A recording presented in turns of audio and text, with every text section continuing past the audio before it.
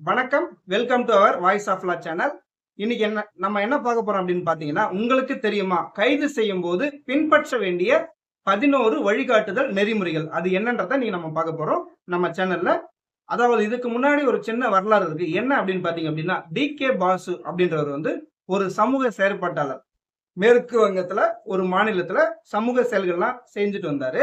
அந்த மாநிலத்துல lockup death, அதாவது லாக்அப் டெத்ன்றது வந்து காவல் நிலைய மரணங்கள் அதிகமாக வெஸ்ட் பெங்கால்ல அதிகமாக நடந்து வந்த காரணத்தால் எவ்வளவோ முறையிட்டும் அதை தடுத்து நிறுத்த வேண்டிய அரசு அதை சீராக செய்யவில்லை என்ற காரணத்தால உச்ச நீதிமன்றத்துல ஒரு வழக்கு தொடர்ந்தார். அந்த வழக்கு பேரு பாத்தீங்க அப்படின்னா D K. Basu versus state of West Bengal.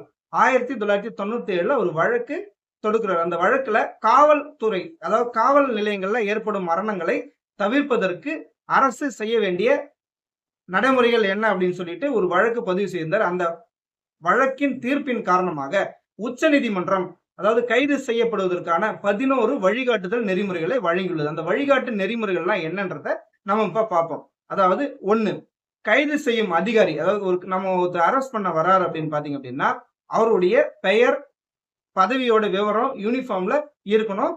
அவருடைய ஐடி கார்டு தெரியற மாதிரி இருக்கணும். கைது செய்த உடனே அரஸ்ட் மெமோ வந்து கண்டிப்பா தயார் பண்ணணும். அரஸ்ட் மெமோல அந்த கைதியோட விவரங்கள் அதெல்லாம் பதிவு செய்யணும். அந்த அரஸ்ட் மெமோ அந்த இடத்திலே தயார் செய்யணும். கைது செய்த உடனே விட்னஸ், அதாவது அந்த இடத்துல தன்னுடைய உறவினரோ இல்லனா உறவினர் இல்ல யாராவது கூட இருக்கிறாங்களே நண்பர்கள் யாராவது அந்த இடத்துல விட்னஸ், அதாவது சாட்சி கையெழுத்து போட வேண்டும். கைது செய்யப்படுற நபரோட கையெழுத்து கண்டிப்பா அதுல பதிவு செய்யணும். இப்ப கைது செய்யறாங்க அப்படின்னா அந்த நபரோட கையெழுத்து அதுல இடம்பெற வேண்டும்.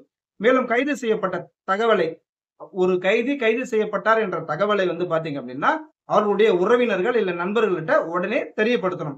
மேலும் இந்த தெரியப்படுத்துவதற்கான வாய்ப்பு இருக்கிறதுன்றத கைதி கிட்ட அவங்க வந்து அதை தெரியப்படுத்தணும். மேலும் டேட்டா, அதாவது டைரி என்ட்ரி, இந்த டைரி என்ட்ரின்றது வந்து ஸ்டேஷன்ல மெயின்டைன் பண்றது. இதுல அந்த கைதுக்கான நேரம், எந்த இடத்துல அரெஸ்ட் பண்ணாங்க, என்ன காரணத்துக்காக அரெஸ்ட் பண்ணாங்க அப்படின்றத அந்த ஸ்டேஷன் டைரியில ஃபுல்லா டீடைலா அதுல என்ட்ரு பண்ணணும்.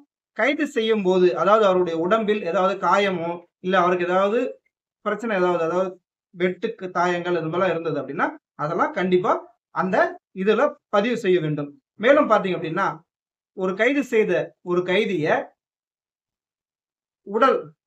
உடல் நலம் வந்து கண்டிப்பா அதுல செக் பண்ணணும். அதாவது டாக்டர் செக்அப், மெடிக்கல் செக்அப் வந்து ஃபுல்லா செக்அப் பண்ணணும். மேலும் பாத்தீங்க அப்படின்னா 48, அதாவது காவல் நிலையத்தில் இருக்கும்போது 48 மணி நேரத்துக்கு ஒரு முறை வந்து அவருடைய உடல் நலனை கருத்தில் கொண்டு மெடிக்கல் செக்அப் எடுத்துக்கிட்டே இருக்கணும். வழக்கறிஞர் கூட, அதாவது வழக்கறிஞரோட பேசுறதுக்கு அனுமதிக்கணும். அதாவது வழக்கறிஞர்கிட்ட பேசுவதற்கோ இல்ல இந்த வழக்கின் தன்மை குறித்து வழக்கறிஞரோட நேரடியாக பேசுவதற்கான வாய்ப்புகளை வழங்கப்பட வேண்டும். மேலும் இன்னொன்னு பாத்தீங்கன்னா முக்கியமானது, கைது செய்த 24 மணி நேரத்தில் மாஜிஸ்ட்ரேட் முன்பு ஆஜர்படுத்தப்பட வேண்டும். இதெல்லாம் இந்த 11 வழிகாட்டு நெறிமுறைகள்ல வருது. இது முக்கியமான நெறிமுறைகள். இதுல ஏதாவது ஒண்ணு சரியாக பின்பற்றவில்லை என்றாலும் இந்த கைது சட்டவிரோதமான கைதாக கருதப்படும். அவர் வந்து பிணை இல்லாமலும் விடுதலை செய்யப்படுவார். இது போன்ற முக்கியமான தகவல்களை தெரிந்து கொள்ள நம்மளுடைய வாய்ஸ் ஆஃப் லா சேனலை சப்ஸ்கிரைப் செய்து கொள்ளுங்கள்.